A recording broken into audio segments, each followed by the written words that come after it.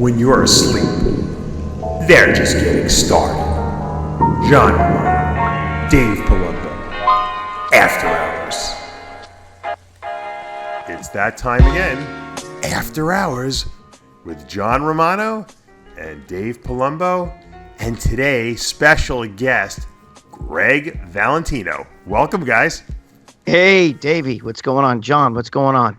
Isn't this like the Blues Brothers getting the band back together? That's right. All we need is Jimmy the Bull now. Holy Christ. He's probably drinking wine somewhere, fucking playing the piano, singing the blues. You know what I mean? That's why they call it the blues. Or he's eating Mr. G's protein potato chips. So or now his protein cookies. Have you tried those? Protein. I haven't tried any. Nobody sends me anything. Mr. G is very pissed off because he wanted to make the cookies for Juan Morel. You know, Juan Morel's wife sells cookies. And Mr. G called me up. He was very upset. He talked to, according to him, he talked to Juan Morel about doing a protein cookie for him. And Juan, dismissed him or something like that. And then now he's doing a cookie. Juan and his wife are doing their own cookie, but there's no protein in it. And Mr. G said that's because only he knows how to put the protein in there. Everybody else, it falls out. That's right. Dude, my friend owned a protein cookie company, Heaven's Way. Joe made it, and it had like 19 grams of protein. It was actually a really good cookie. But it's hard for a guy who doesn't have a lot of schkadol to fucking get that out there, right. and you know what I'm saying? Juan's selling the hell out of those things. It's just a regular chocolate chip cookie, and he's selling the hell. They can't make them fast enough. He told me. Who the fuck? But what's so great about his chocolate chip cookie as opposed to anybody? You know what I'm saying? It's the fact, like you said, Juan's got a following on Instagram, and he puts up a thing. Hey, I got 500 cookies, and they sell them in 10 minutes. You know. Wow, but they're not like healthy cookies, right? No, they're the unhealthy. They're like cheat meal cookies. Well, yeah, then anybody could sell those. Those are freaking. Dude, that's like one of the. Because you have to have the following. That's the whole key. If Kai Green sold a protein cookie on his website or Instagram, he'd probably sell them out because it's Kai Green. That's Greg, right. how many followers do you have? Me? Yeah. I don't even know. I don't really work fucking social media too much, John. I'm really bad. You know what I mean? Like Dave actually gave me a shout out and told everybody to go to my fucking, my YouTube channel, and I think I did one video since then. That's I not think. good. Yeah, Greg, I know. That's why we got to get him on our channel so that he gets exposure. Definitely. But I kick ass on Joe Pitaro's channel. I mean, you're talking about, he doesn't have a lot of followers, maybe 15,000 at the most. And, when I do a video, I get thousands of views on that video. So, and I'm the only one, so it definitely, Yeah, but Greg, when you do a video on RXMuscle, you get like 50,000 views. Yeah. So you definitely, people want to hear what you have to say. They just don't know where they go to hear you to say it. So, I mean, obviously we have 210,000 subscribers plus and growing every day. And they're actually legitimate subscribers. We didn't buy them like Bleckman did. And so that's why we have engagement on the video. Bleckman put up a video of Kai Green exclusive, and he got like 500 hits on it. Because all his followers have bought. They're like robots, That's like when I worked for Iron Mag Labs. They'd have on Facebook, they have like 1 million followers. And then when you go there and you put down a video or a post on there, they get less than 10 views, and you're like, what the fuck? Something's not adding up here. Yeah, exactly. Speaking of Pitaro, we were talking off the air, and we were talking about you, Greg, suing Bleckman in court for firing you or a back pay or what? He just wanted unemployment, right? Isn't that what you wanted? Yeah, it was unemployment. What it was it wasn't the back pay. It was that we went to a court over because I wanted unemployment, and as an employer, he contested it. And then he lost. Greg only worked for 10 years. God forbid he gives the guy unemployment for a year until Greg gets a job.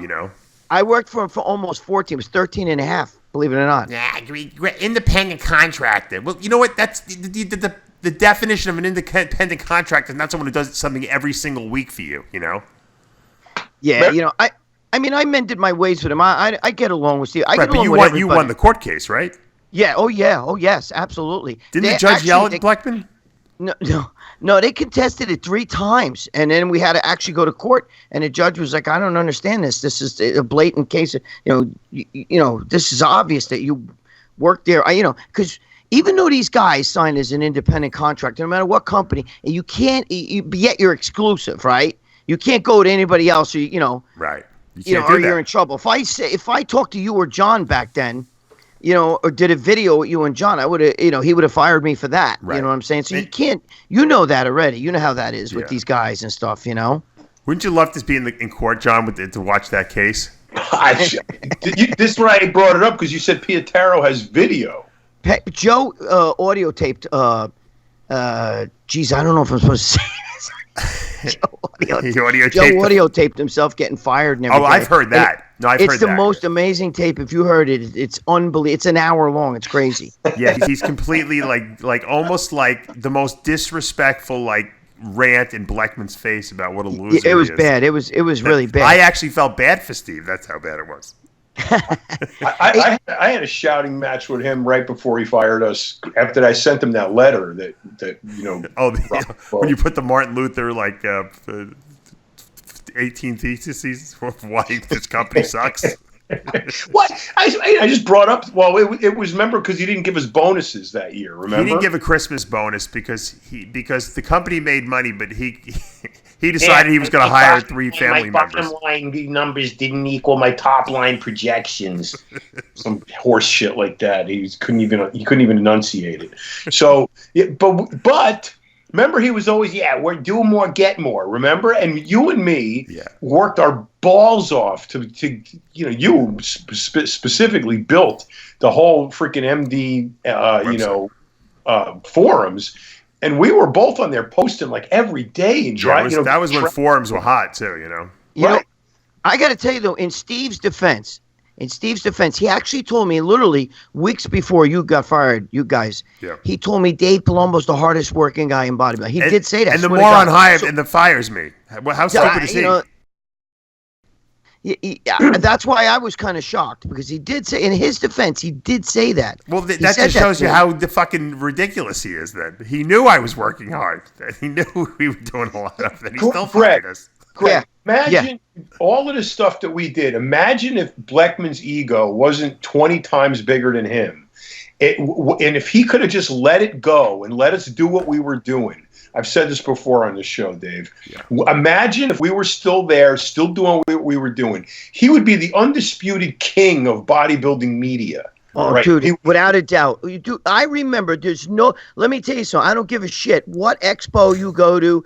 I know Rich Piana drew people. He drew nothing compared to what we drew when we had to. Dude, there was an ocean of people. We had, just for people who don't know, Greg, because a lot of people don't remember. That's how a lot of people weren't born yet. Yeah, we held a stage. They built a stage. It was crazy. They probably spent huge. It was $100,000. Unbelievable. 60 feet. It was giant. Yeah, this booth probably cost $100,000. We built a stage, and we actually had a stage show that ran 3 straight days at the Arnold Classic. I'm talking. The Smalley brothers never stopped talking. Yeah. We had so much talent up there. People like Triple H. I mean, people were dropping by that like celebrities and dignitaries. We had Triple H. We had that porn star girl. Remember, she was doing shit up there. We had fun. That's when I remember bringing Lee Priest up to the stage, and he announced that he was coming back with MD there. Right. There was so many different things that happened. Push-up contest. We had it was a fun thing. We really had the whole Arnold. We were making so much noise that the Arnold people didn't know what to do, because we were overshadowing all the booths. But look, you know what? It was like you said, John. It was an ego thing, and it is what it is. It was probably for the best, because he was not going to let me grow the web site the way I wanted to, because I saw TV as being the future, and he didn't see it because he didn't understand. He didn't understand he didn't know how to turn a computer on. He couldn't send an email. Well, he still was stuck in that whole magazine. The idea of the magazine was going to go on forever, and I knew that wasn't the case. And I knew we had to start TV programming. And I knew if we had stayed there another 2 years and he didn't let me do it, it probably would have set us back very far. The fact that I started doing it, and you and I, you built that studio for us, and we started doing it. That almost it forced him to actually do it, in the sense that, absolutely, that's true, because I was still there. So. You know what I mean? And it definitely forced him. Man, I was there 13 and a half, almost 14 years. But hey, by the way, guys, I got a news. Did you guys see that fucking thing that Lou Ferrigno's playing cop now out there in he's a part of the share. He's a always sheriff been out deputy. there. Hasn't he been a sheriff Yeah, for a while? she's an honorary. But he's been posting pictures of it. He's talking like, I'm in law enforcement now, and now I know. And it's like it's almost like an auxiliary thing, though. You know what I mean? He's like an honorary. It's honorary. This been for a year, like a decade. He's been. Yeah, no, I knew, I had heard that. Can you before, imagine but being on the recently street he's been corner, posting- Greg? Can you imagine being on the street corner and like someone goes to mug you and fucking the Incredible Hulk comes and fucking saves your life because he just happens to be there with his fucking sheriff's badge on? How about getting arrested by Ronnie Coleman? That would have. Yeah, that would have been a good one. Right. Dude, you ever see the videos of Ronnie Coleman going through the neighborhood, like, when he's super jacked and shit like that? Bro, let me tell you something. Only in Texas they would allow him to get away with that. In New York, he would have been drug tested. He would have been arrested. Oh, yeah. Texas loved the fact that Ronnie was Mr. Olympia, Yeah, but he was great. I talked to him. He kept his badge, and everybody thought he was retired. He was not retired. He was part-time. He held on to that because he told me he didn't want to lose the benefits and everything. Right. He was smart. Did he wind up retiring with the force, or did he eventually leave? No, I think he retired. I think he fully retired. He told me that he was retiring, but he told me he didn't. He waited. He wanted to wait till he had enough time on. This is what he told me from his lips to my ears. He told me he did not want to lose that because of the benefits. Think about what he's going through now with all the operations and everything. Without benefits, bro, right. These bodybuilders don't understand that. You get hurt. Look at Victor Martinez. When he hurt his knee and everything like that, he had to take out of pocket. I think he said $30-something thousand to get that surgery. But you know what? I interviewed him recently. I interviewed Victor like within the last year or something like that, and I asked him. He still has no insurance. He's like, "Nah, bro." He goes, "I do cash." I'm like, Victor, even after the Achilles tendon, or not the Achilles, he had the patella tendon tear.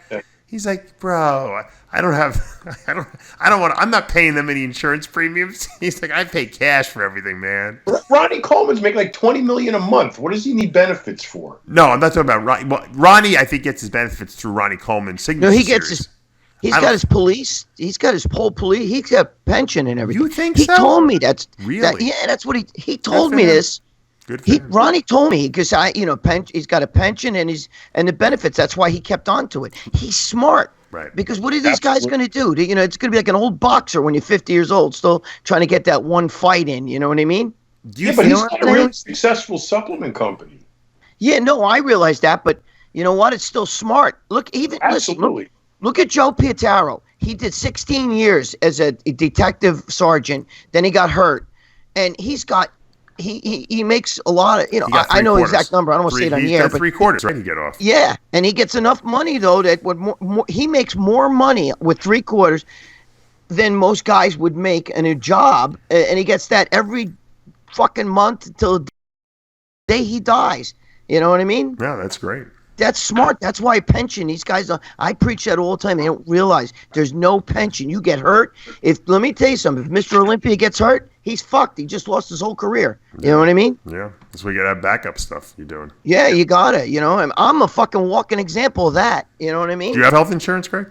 Yeah, I do. I got fucking Obamacare, man. Oh, all right. Well, at least you got something. Now, if you had a choice, Greg, to trade places with Ronnie Coleman, win 8 Mr. Olympias, have the successful supplement company, but be, let's face it, the guy's kind of, he can't walk, he's in a wheelchair essentially. I mean, he's kind of walking, but he's walking with his arms basically.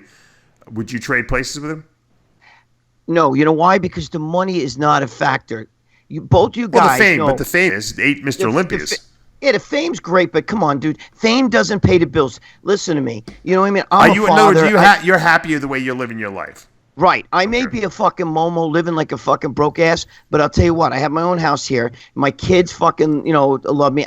My niece lives with me as, she's like another daughter to me. She lives in the house with me. Oh, cool. I take care of her. You know what I'm saying? My girlfriend, we've been together a long time. What I'm saying is, there's a different kind. What I have, a lot of guys who got a lot of money don't have. You know what I mean? Sure. You guys know, Dave. When your kids look at you, if God said to you, "Listen, I take away your family, but you could win Mr. Olympia 8 times or whatever," there's nothing that compares to that. I don't even care about the Olympia. I wouldn't want to have the back. I have enough of my own problems. I wouldn't want to have his back problems. Never. No way. No way. I mean, and it's also hard. I mean, dude, when you're walking around, when people see him and he's a shell of the guy he was. I mean, a shell of the guy he was. You know what I mean? He looks like something from Jerry Lewis Telethon. But look what happened to Muhammad Ali. Okay. Exactly. He was the greatest of all time. I mean, if you want to be, if you're into sports, I mean, can you have a better career than Ali had? I mean, and I don't know if I don't think anyone would want to trade places with him. I mean, I don't think he had any regrets because of what he accomplished. I would trade. I would do it. You'd do it? Absolutely. Okay. Not me. Eight Sandows on my fucking mantle? Are you kidding? You can chop my legs off for that.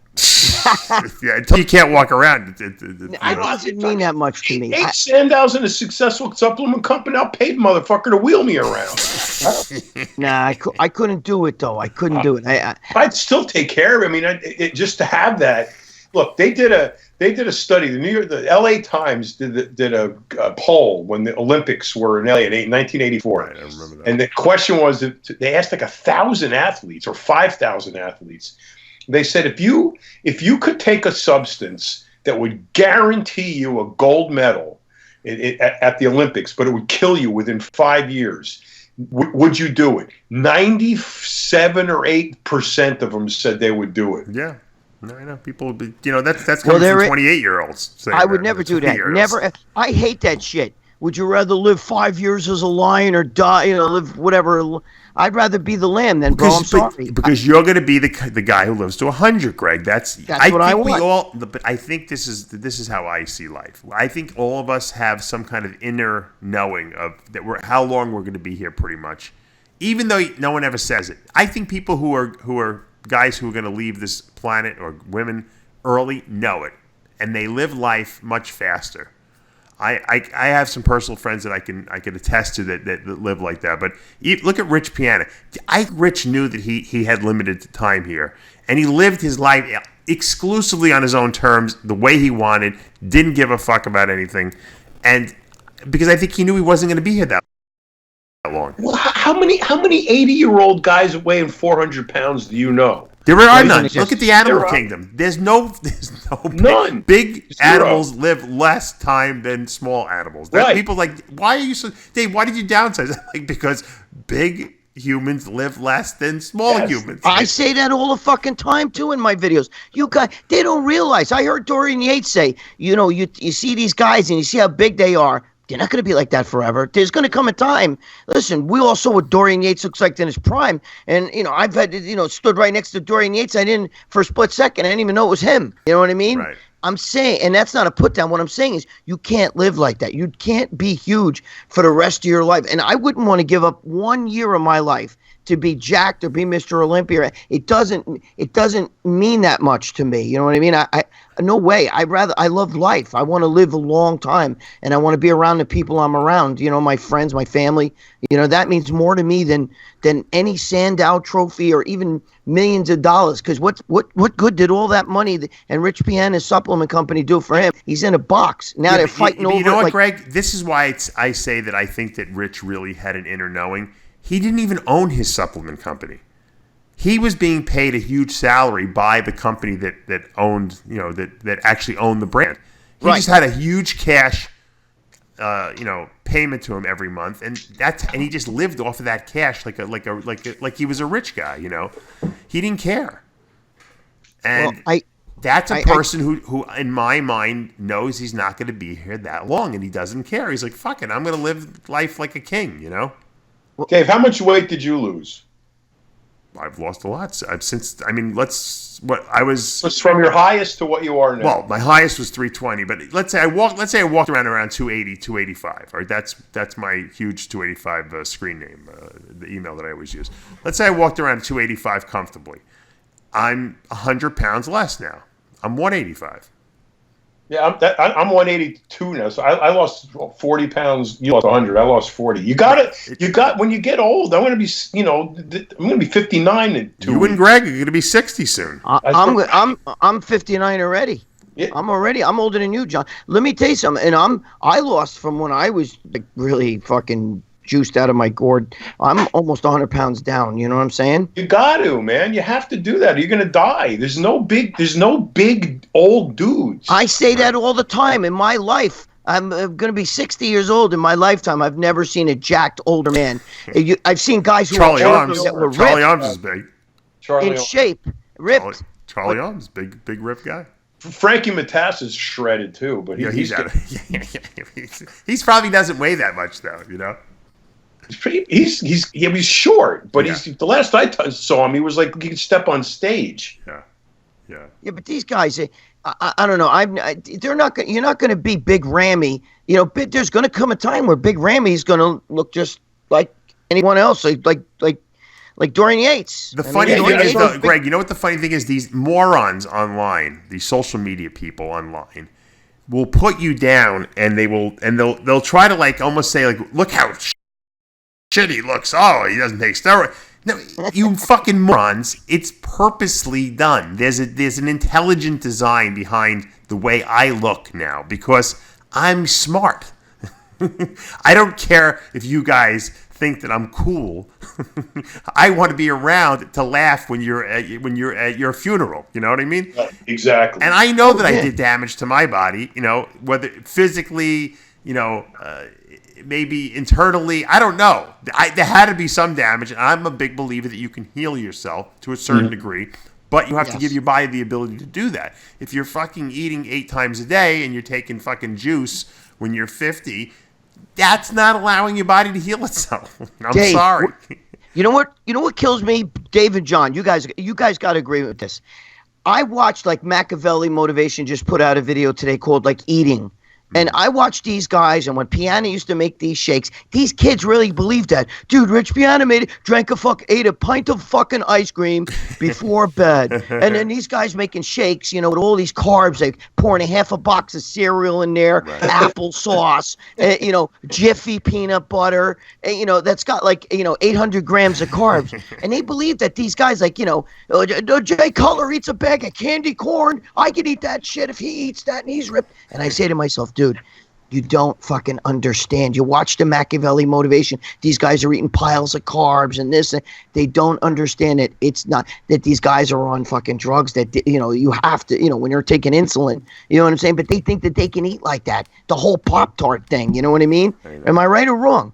But there's a huge genetic factor to that too. It's like everybody starts training and they say, "Oh, I don't want to look like Arnold." Don't worry, you got nothing to fucking worry about. Yeah, right. That's going to look like Arnold, But there's a genetic factor to that these guys can handle those, and on top of that, the drugs, the training, the everything. When you add all those things together, these guys are freaks of nature.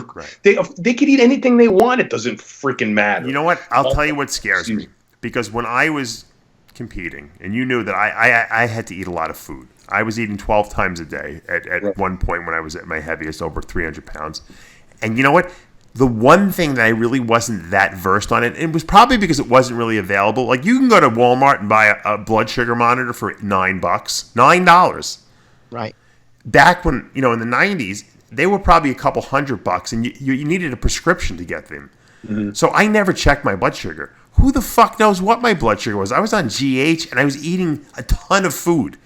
I don't even want to know what my blood sugar was. Now, it might have been relatively normal only because I was young. I believe that the body, and when you're in your 20s and even maybe your very early 30s, you can handle a lot of abuse, your body. It's forgiving. But once you hit like 35, that's when all the damage starts happening and accumulating. Your kidneys start taking a beating, your liver takes a beating, and it doesn't quite regenerate the way it did when you were in your 20s. And that's when people get into trouble, when these guys continue to push it into their late 30s, into their 40s, and maybe beyond that. That's when I see these are the guys who call me up, who when they were competing, they didn't want to work with me. Oh, he's too conservative. Yeah, I got to go with the guy who wants me to take 4,000 milligrams of test weight. But after they're at the end of their career, they're all calling me and like, can you look at my blood work? Why is my creatinine 2? Is that not good? I'm like, yeah, it's not good. Why is my blood sugar, 250 in the morning or 150 in the morning when I wake up? That's not good. Yeah, that's not good.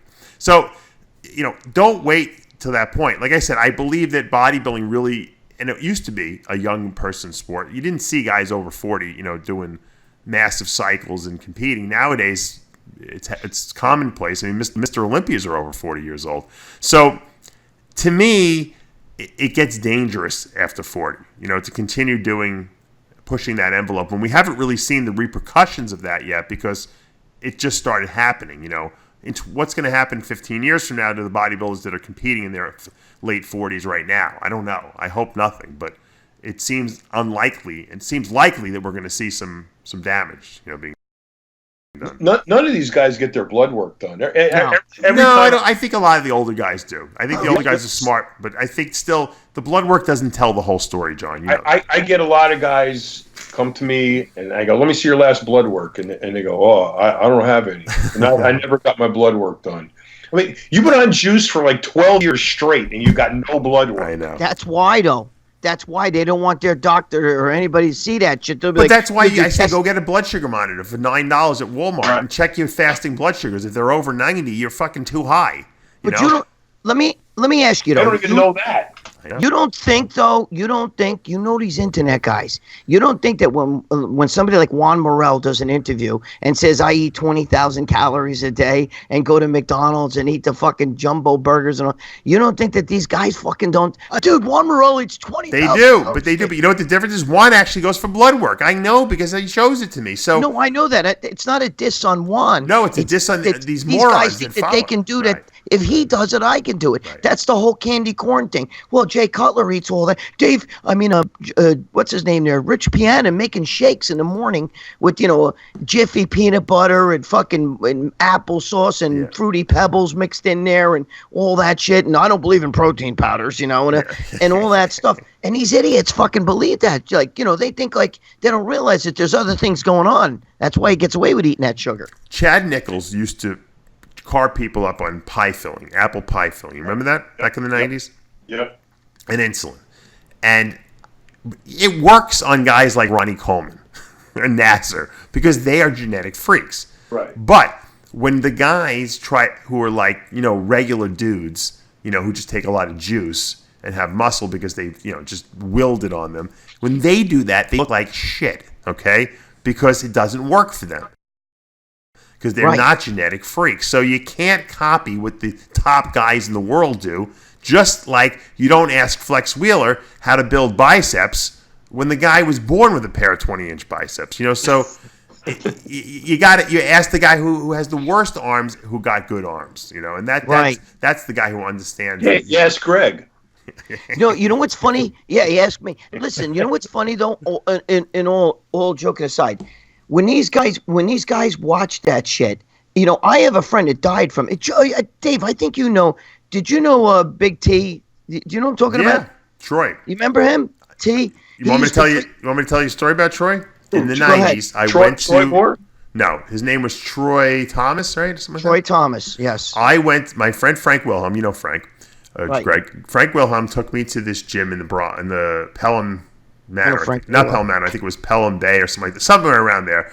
It was called Flex something or another. Flex Appeal. It was in Mount Vernon. Right, I used to go to Flex Appeal, Mount Vernon. Yes, yeah. I went there. We trained for the day. Troy had a store, clothing store in there, or a supplement store in the gym, and he introduced me. And he's like, Troy, pose for Dave. This is back when I was real big, And I was like, oh, good potential. This is when he first coming into the thing. He's like, Troy, tell Dave what you're taking. I couldn't believe, and I was like the guy who was, the lunatic at the time, which wasn't. Nowadays, I look like I was, conservative. At the time, I was the guy pushing the envelope with GH and insulin and stuff like that. When he told me how much gear he was on, I'm like, this guy's not going to live. I can't. I've never heard anyone who took this much. He was taking like 3,000 milligrams of testosterone a week. He was taking like 200 milligrams of Anadrol a day. He bought it off of me. I used to sell it. Dude, I know. He was a good friend. He was the nicest guy, too. He was the nicest guy. Dave, listen. I got a great story for you guys about that. Yeah. Listen to me. One day I'm with him in New York City. We're in it. We just walk into the diner, and he sits down. I've told this story a million times. Other people listen to my show have heard it. But anyway, I'm going to say it again to you guys. So he sits down, and immediately he gets a glass of water and starts dumping sugars in there. And I go, what the fuck you doing? And he goes, I just took a shot of insulin in the car. And he goes, I got to get the sugar in me. He goes, I got to tell you a great story. He goes, one day, he goes, I come home and I start cooking I take a shot of insulin. He goes, after a workout, right? He said, I started cooking my dinner. And he goes, the next thing I know, I wake up and I'm in the hospital. And I said, what the fuck? What happened? And he goes, my apartment started to burn down. My girlfriend came home. I went into an insulin shock. He goes, I was unconscious on the floor. She could, the whole fucking stove was on fire. So, the fire department came, they took him out, they put him in an ambulance, they brought him to the hospital, and he fucking, I guess he lived, obviously, because he was telling me the story, right? Yeah. And he goes, ever since then, he goes, I make sure that when I take my insulin, I make sure I get that sugar in me. No shit, Dave. 6 months fucking later, I get the phone call. He died. They found him. Now I know people say no, he had a bad cold. Bullshit. They found him with a fucking glass of iced tea in his hand, and he was on the at the bottom of the staircase in his house in Pennsylvania. How much insulin was he taking? They were taking like 50 fucking IUs and shit like that. My Dude, God. see, that's the thing. His friend who was telling me the story, his best friend, it was his protege, fucking died a year later doing the same fucking thing after he cried about Troy. After he cried about Who was the kid who died after him? His name was Eddie something. I don't remember. I got to ask my boy. I knew him really well. I just don't remember his name. But he died the same. That's stupidity. You know why? Because I know I told him years earlier not to do stuff like that because he was doing crazy shit. I'm like, you're gonna kill yourself. I'm like, you're gonna kill yourself. He had just told me though that he fucking was in a coma. He was in an insulin-induced coma because he fucking shot and he burned his fucking 50 units of insulin. You need 500 grams of carbs to cover that. At least, yeah, that's insane. Oh yeah, not for nothing. But a diabetic takes like 2. Yeah. Like when I was dating Colette, she'd take like 6 units, per meal. That's 60 grams of carbs, and that's a lot of carbs. If you're having a big meal. That's funny. Is that how you equate it? Like it's 10 grams of carbs per IU? Yeah, 10 to 1. Yeah. 10 wow. grams per. See, that's insanity. You know what I'm saying? Well, it's like remember the kid from Connecticut, really nice guy. I can't remember his name. He had an infection in his shoulder. And he had a show in 2 weeks, and he didn't want to take antibiotics because he thought it was going to smooth him out. And the infection spread so bad that they had to cut his arm off. Oh my God! Are you kidding me? It was worse because he waited so long that didn't even help. He still died. The guy.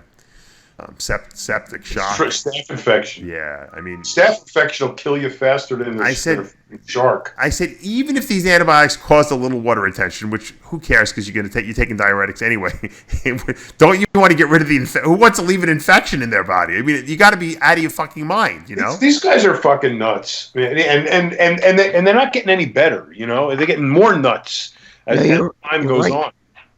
I get some crazy questions people ask me, and I'm like, thank God they asked me the question because I'm like flabbergasted at and it goes back to the fact that no one has an education about this. And you know what? I was complaining so much about situations like this that I said, you know what?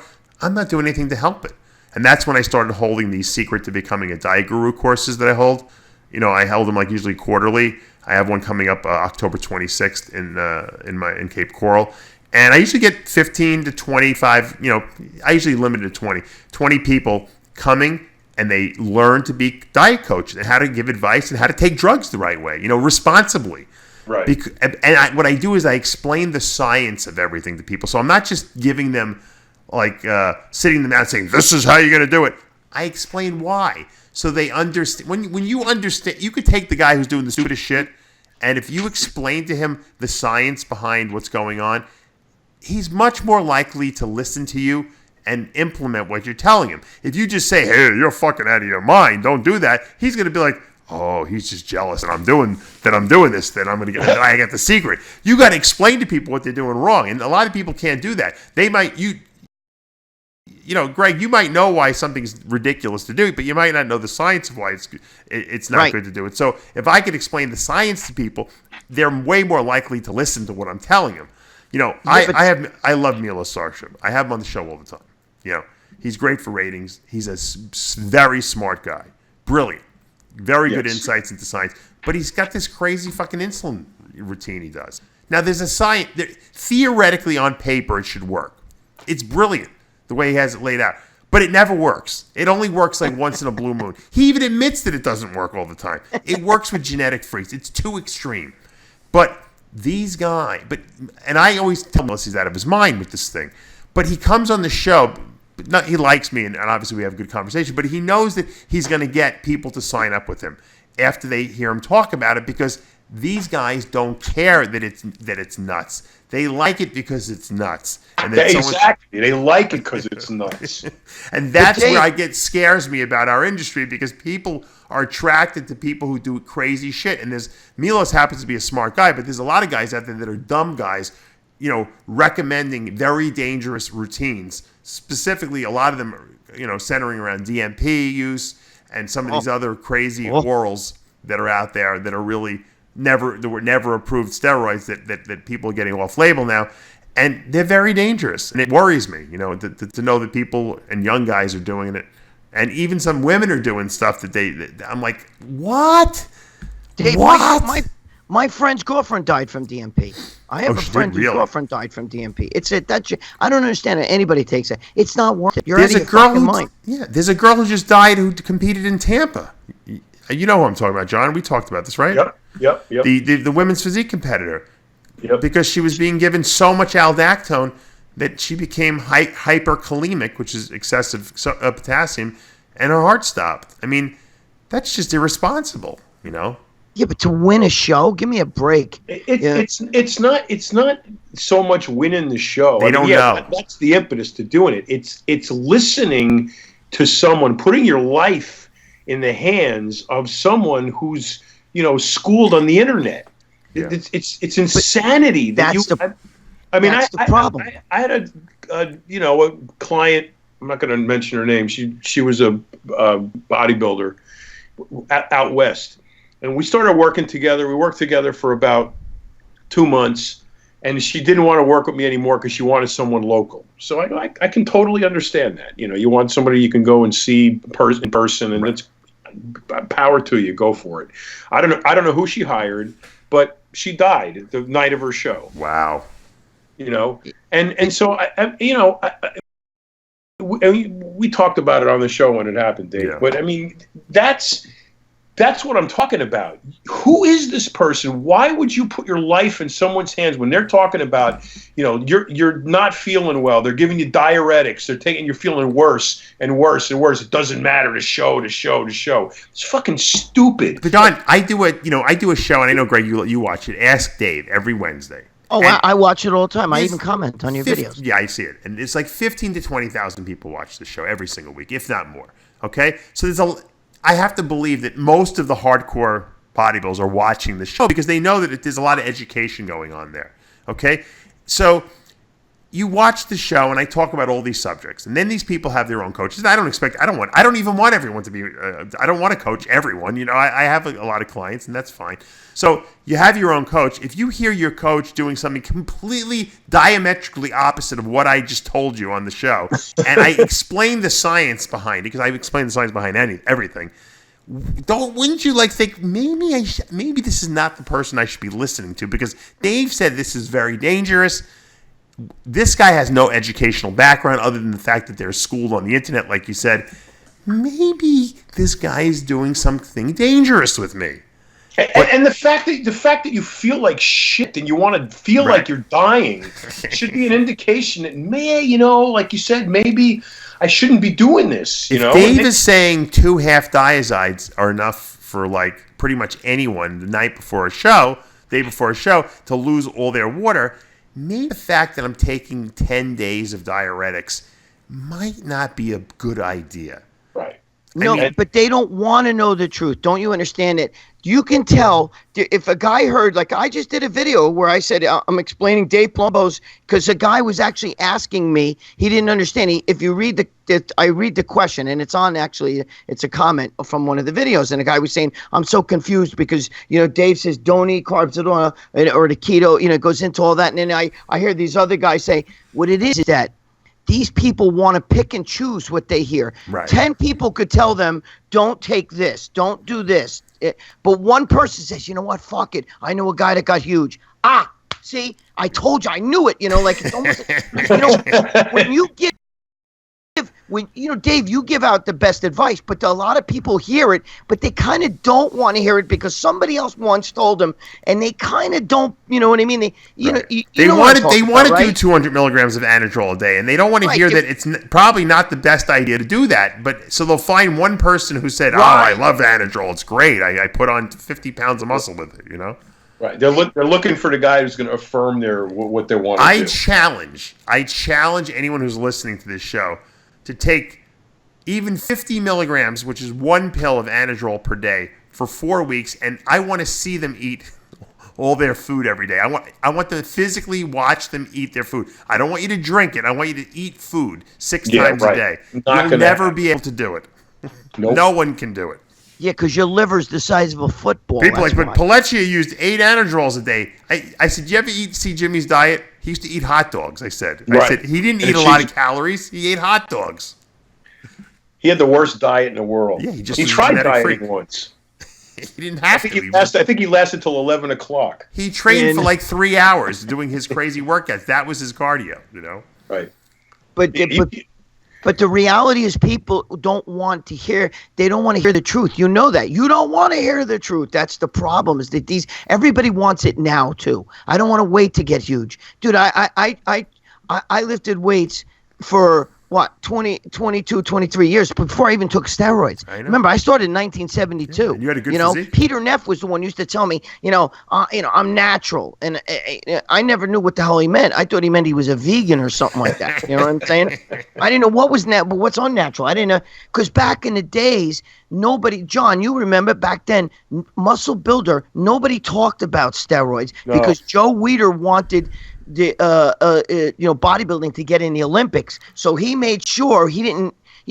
I believed take the Weider protein, take the Rio H. Blair or Hoffman protein pills, all that shit. I took the desiccated livers and all that, believing that shit was what these guys were doing. But they don't. The guys today want it now. I've seen guys that walk in the gym in 2 weeks. They've been lifting weights and already saying, "Hey, where can I get a little babon here?" You know what I mean? They're looking for something. They don't want that to work, Greg. They don't want to work. Right. That's what I'm saying. They want it now. It's just like everybody wants to be rich. These young guys that I see in the gyms today, they're training. The work ethic that we had and saw all around us, especially, you guys remember back in Gold's Gym back in the day when guys would train like 6 hours a day, and granted that was excessive, but they put in the work. The young guys, they don't want to know that. I was training at LA Fitness one day, and I'm finishing off legs. I'm doing calves.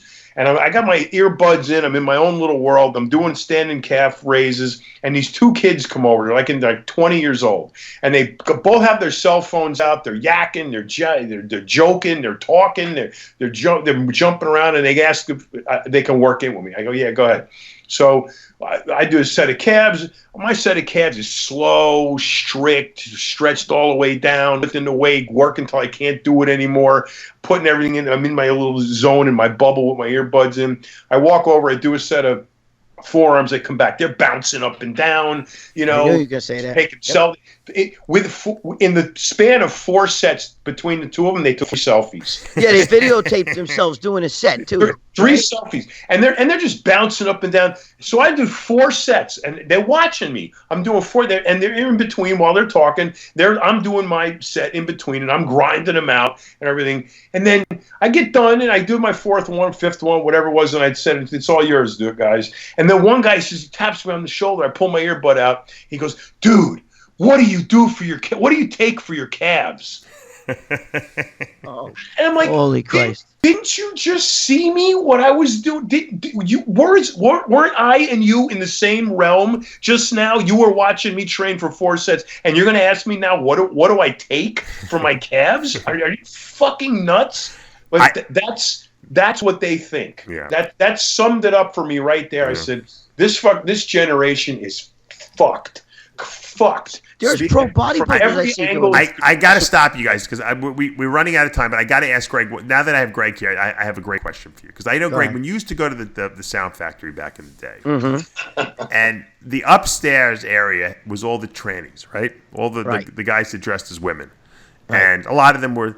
I think that was like the beginning of the transgender movement. People just didn't know it then, right? Would you agree with that? No, they were around way before that. I mean, like, really, you saw it more.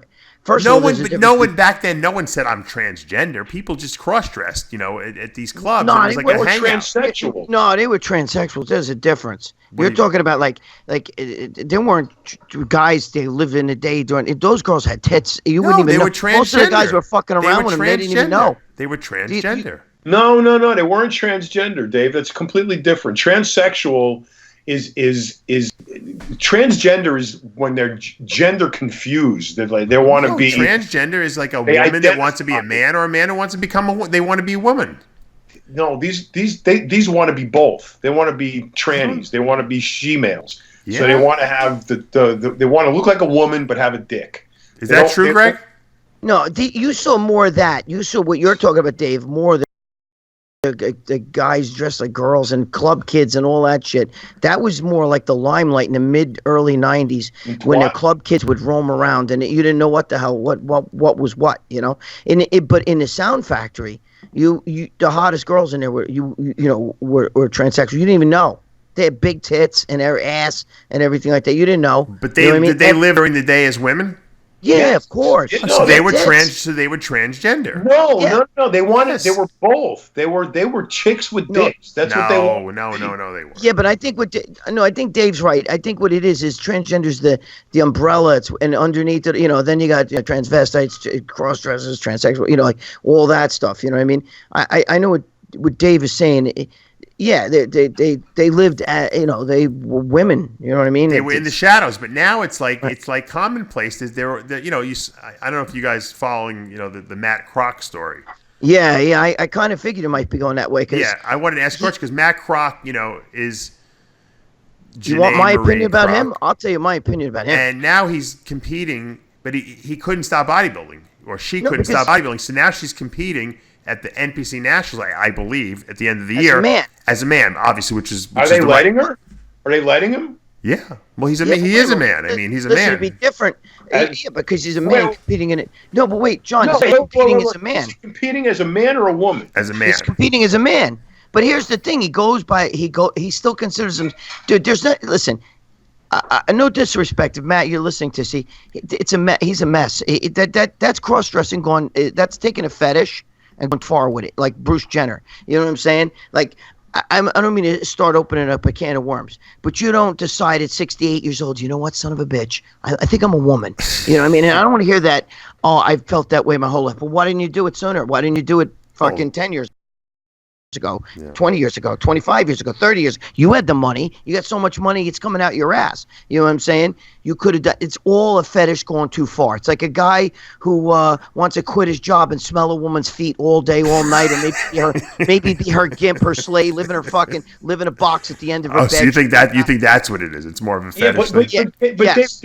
That's Greg hit it on the head. What you're talking about is not transgender. It's fetish. Absolutely. The she-males with the big tits and they look beautiful women, but they have a penis.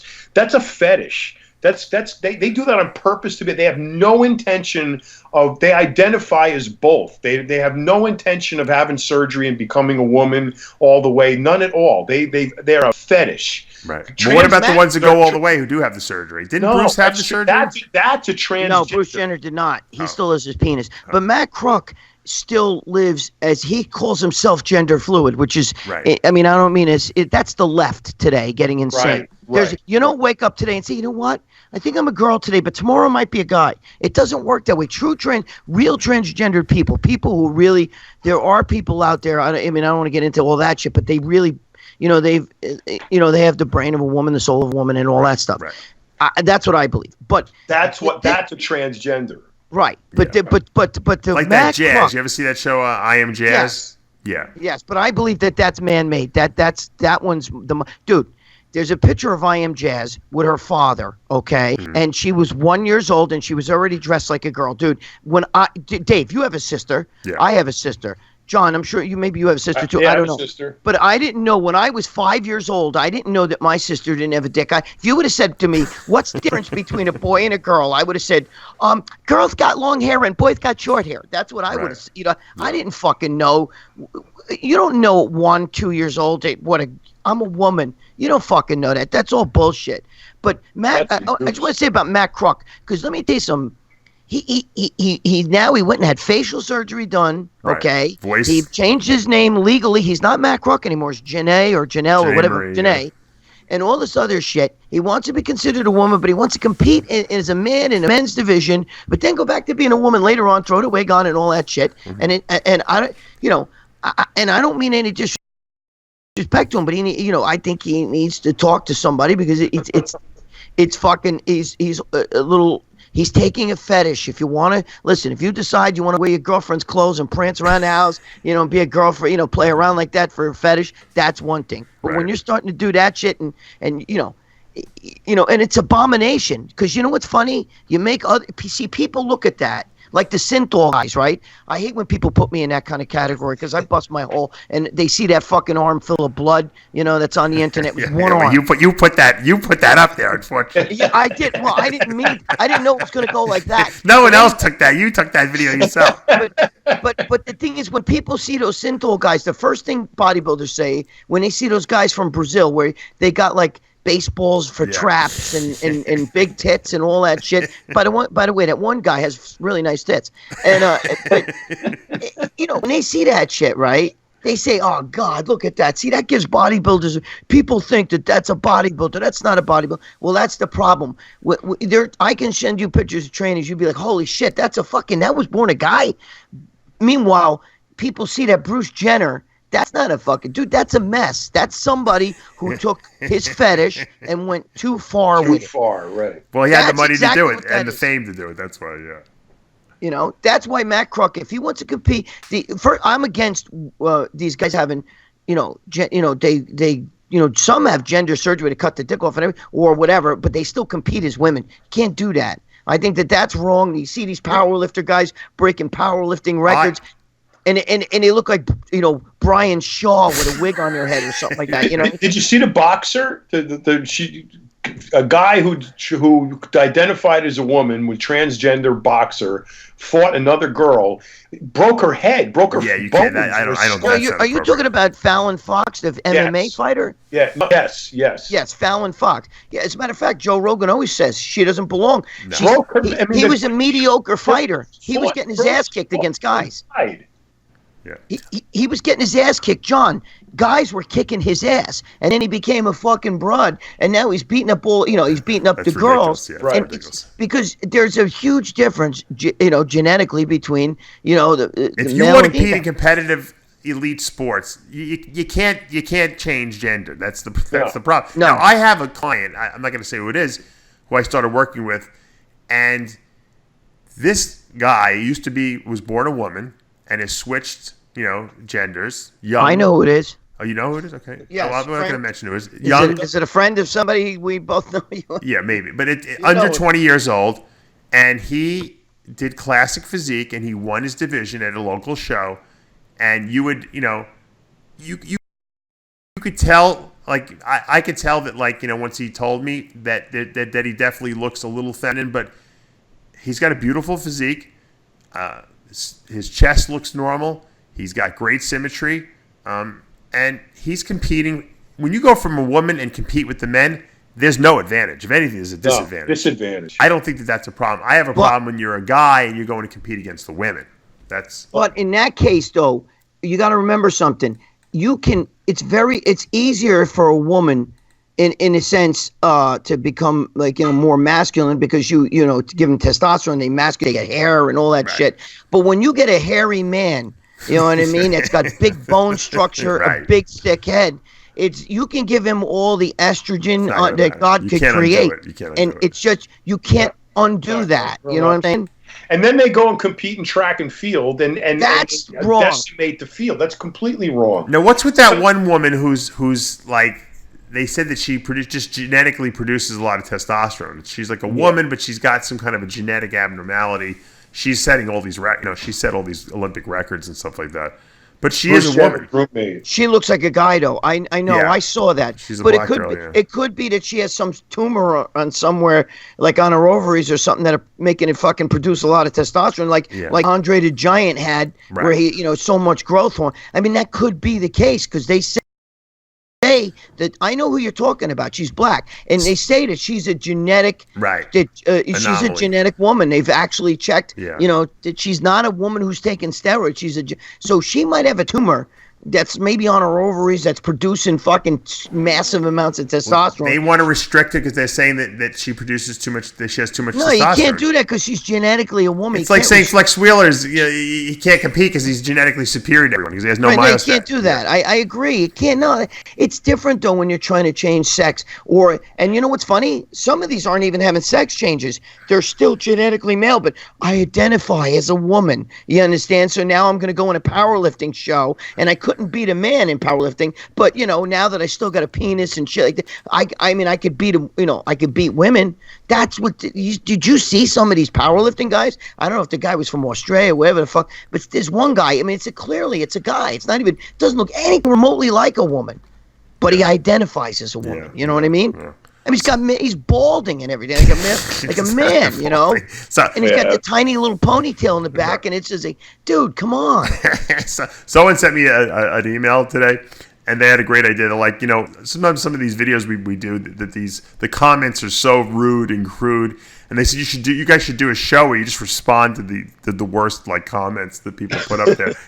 I might do that for an upcoming After Hours. We should just get the rudest comments people put up there, and I'll just fucking go through them all. It might be kind of fun. We should comment on them. Get me on that show too. Yeah, of course. We'll have a fucking. Now we got to get Jimmy the Bull back for the next week's show. You know what's going to happen if the four of us are on? It's going to be this massive tangle of talking. No one's going to. True. It'll go forever. Mood. John and I said we're gonna do a half-hour show. We're already up to almost an hour, and I got shit to do.